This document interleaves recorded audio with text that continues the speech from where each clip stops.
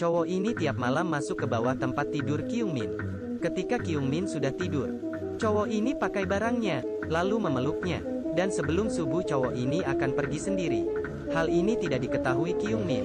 Namun Kyung Min juga mulai merasa ada yang aneh. Setiap pagi dia merasa badannya pegal. Susu yang dibeli kemarin tiba-tiba habis.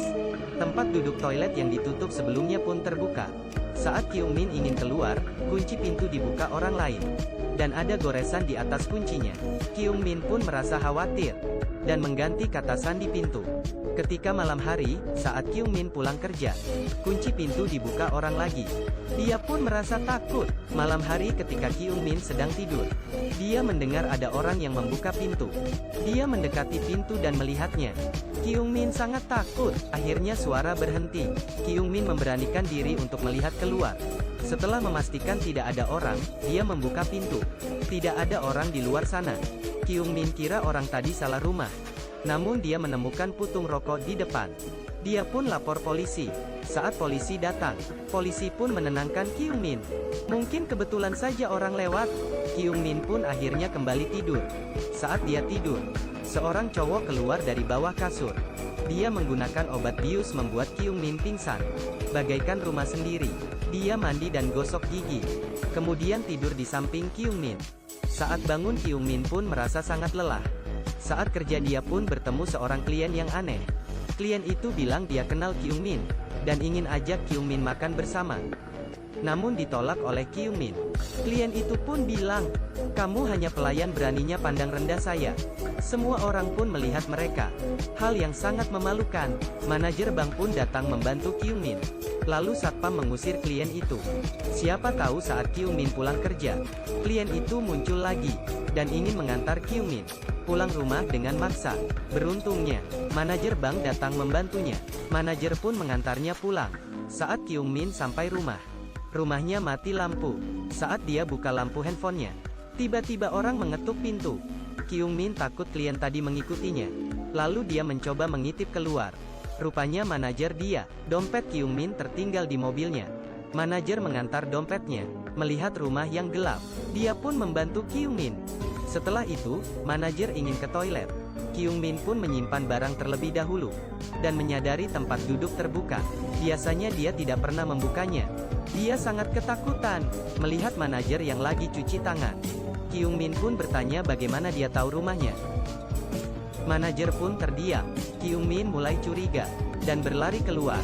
Saat Kyung Min melihat polisi yang berpatroli, dia pun berteriak dengan kuat. Saat polisi buka pintu, manajer sudah meninggal. Rupanya dia bukan penjahatnya. Polisi pun menahan Kyung Min. Dikarenakan di dalam rumah masih ada orang ketiga, polisi pikir Kyung Min merencanakan pembunuhan manajernya. Kyung Min pun ditahan 24 jam. Namun karena tidak ada bukti, Kyung Min dibebaskan. Rumah ini sangat berbahaya. Kyung Min ingin pindah segera. Saat pindahan Kyung Min menemukan satu kunci. Kunci rumah di atas. Kyung Min pun mencoba.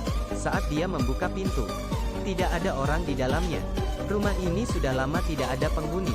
Kyung Min mendapatkan informasi pemilik rumah ini adalah wanita. Namun tidak ada yang menjawab.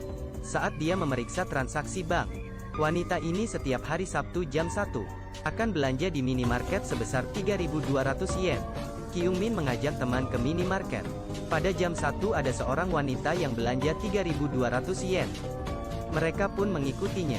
Namun sampai di salah satu simpang, Kyung Min berpisah dengan temannya. Kyung Min melihat sebuah rumah yang aneh. Kuncinya mirip dengan kunci rumahnya. Dia pun mencoba kata sandi acak, namun selalu salah. Lalu dia pun mencoba kata sandi dia sendiri. Setelah itu, pintu terbuka. Temannya berhasil mengejar wanita tadi. Namun bukan orang itu yang mereka cari. Kyung Min pun masuk ke rumah itu. Di dalam rumah itu, seorang wanita terikat di atas kasur. Pada saat Kyung Min ingin melapor polisi, tiba-tiba masuk seorang pria dengan jarum bius dan menyuntik ke badan wanita yang diikat. Wanita ini adalah tetangga Kyung Min yang hilang. Dan pria ini adalah pembunuh manajer Kyung Min. Kyung Min sembunyi di bawah dan ketakutan. Telepon pria tiba-tiba jatuh. Dia pun memungutnya dan pergi meninggalkan Kyung Min. Kyung Min pun ingin kabur. Namun si pembunuh tiba-tiba masuk kembali. Kyung Min bersembunyi di belakang pintu. Dia melihat si pembunuh membuka selimut wanita itu. Dan terlihat kaki wanita yang dipotong. Saat ini, terdengar suara sirene di luar.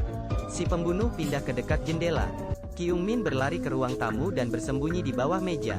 Dia melihat si pembunuh mengeluarkan gergaji. Dan mulai potong lengan wanita itu. Tiba-tiba, botol jatuh ke bawah lantai. Kyung Min ketakutan. Namun si pembunuh terus memotong lengan wanita tadi. Kyung Min pun segera lari keluar. Saat dia buka pintu, teleponnya tiba-tiba berdering. "Oi, teleponmu berdering." Kyung Min berlari sekuatnya. Jalanan tidak ada orang. Si pembunuh terus mengejar. Kyung Min pun bersembunyi di sebuah toko. Tunggu si pembunuh pergi. Dia pelan-pelan keluar. Tiba-tiba pintu dibuka. Kyung Min ketakutan. Saat ini, teman Kyung Min menabrak si pembunuh dengan kuat. Namun si pembunuh berhasil menjatuhkan teman Kyung Min. Kali ini Kyung Min sangat ketakutan. Beruntungnya ada polisi yang lewat. Polisi menemukan potongan tubuh wanita yang dibuang di tempat sampah.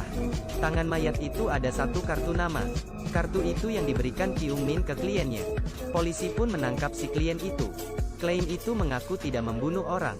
Dia tidak akan menggunakan cara sadis, memotong lengan orang. Tapi polisi tanya, "Saya tidak bilang korban itu dipotong. Bagaimana Anda tahu?" Si klien menjawab, "Karena saya seorang tukang kayu. Saya tidak akan memotong potongan yang begitu jelek." Saat polisi melihat jam yang dipakainya, teringat kata Kyung Min. Dia ada lihat si pembunuh juga pakai jam seperti itu. Dan dapat dipastikan si klien adalah pembunuh. Case ini bisa diselesaikan setelah hasil sidik jarinya keluar. Demi keamanan, Kyung Min pun pindah ke rumah baru. Dan karena sidik jari tidak cocok, si klien dibebaskan. Saat pindah ke rumah baru, Kyung Min mendapat kiriman. Isinya telepon yang dia jatuh di rumah pembunuh. Dan dalamnya semua foto Kyung Min lagi tidur. Belum sempat ketakutan, teman Kyung Min pun telepon. Ada pria yang tidak dikenal. Sang pria masuk ke toilet. Dan saat temannya masuk rumah, temannya dibius hingga pingsan. Kyung Min segera lari ke rumah temannya. Saat ini, sang pria lagi siap-siap memotong kaki temannya. Kyung Min pun mencoba membuka pintu. Saat itu ada tangan yang memegang dia dari belakang. Dia adalah si klien. Dia pun mukul Kyung Min dan memarahinya. Beruntung polisi tiba di tempat. Saat polisi buka pintu, temannya terbaring di atas kasur. Pembunuh tidak membunuhnya. Rupanya video direkam 3 jam lalu. Temannya baik-baik saja, karena sasaran si pembunuh adalah Kyung Min. Polisi memberikan satu CCTV ke Kyung Min. Kyung Min meletaknya di atas lemari, agar bisa merekam bagian pintu masuk, dan memastikan apakah ada orang yang masuk rumah. Kyung Min pun pergi ke minimarket beli barang, dan bertemu seorang satpam. Saat mau pergi, terdengar jumlah belanja si satpam adalah 3.200 yen. Jangan-jangan, dia balik dan lihat, si satpam juga memakai jam kuno yang sama. Dia pun berlari pulang rumah dan mengunci pintu. Kali ini kunci pintunya ada 3. Saat ini, polisi telepon dia. Suruh dia jangan keluar rumah. Si klien sudah dibunuh. Si pembunuh pasti masih berkeliaran. Kyung Min pun membuka CCTV. Sebelum dia masuk sudah ada seorang pria yang masuk. Pria itu adalah si satpam tadi. Setelah bercermin, dia pun bersembunyi di bawah tempat tidur. Kaki Kyung Min pun bergemetar. Dia sangat ketakutan. Tiba-tiba tangan keluar. Kyung Min segera berusaha berlari keluar. Namun kunci terlalu banyak, dan tidak bisa keluar. Saat Kyung Min sadar lagi, dia sudah diikat di suatu tempat. Tangannya diinfus. Si pembunuh meminta Kyung Min tidak kabur, jika tidak dia akan memotong kakinya. Saat si pembunuh mendekat, dia menggigit telinga si pembunuh, lalu menusuk jarum ke tangan si pembunuh. Kyung Min pun berlari keluar. Namun sepertinya tidak ada jalan keluar. Dia masuk ke salah satu kamar. Namun jendelanya ditutup. Kyung Min tidak bisa keluar. Dia mengurungkan diri di dalam kamar itu. Dan si pembunuh pun mulai mencari Kyung Min. Terdengar suara orang yang buka pintu. Kyung Min pun sangat ketakutan. Namun polisi mendapatkan informasi si pembunuh dan datang sendiri untuk menyelamat orang.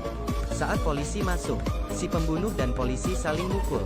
Namun polisi ditusuk oleh si pembunuh dengan kaca. Saat tidak ada suara di luar, Kyung Min keluar dan melihat si pembunuh menangkap Kyung Min dan akan memotong lengannya. Namun tiba-tiba lemari menimpa si pembunuh dan tangan si pembunuh tertancap paku. Kyung Min memukul kepala si pembunuh dengan kuat. Si pembunuh menarik tangannya yang terjepit. lalu mencekik leher Kyung Min. Ketika Kyung Min hampir mati, Kyung Min dengan kuat menghantam kepala si pembunuh ke atas paku. Dan akhirnya si pembunuh meninggal. Kyung Min pun akhirnya selamat dan dinyatakan bebas tanpa kejahatan. Dia pun kembali ke hidup normal. Namun dia selalu melihat bahwa tempat tidurnya Dorlu. Cerita pun berakhir. Cerita ini mengingatkan kita, tinggal sendiri ataupun dengan keluarga, harus selalu menjaga keamanan sendiri dan melindungi diri sendiri. Baiklah, ingat subscribe channel saya. Terima kasih. Goodbye everyone.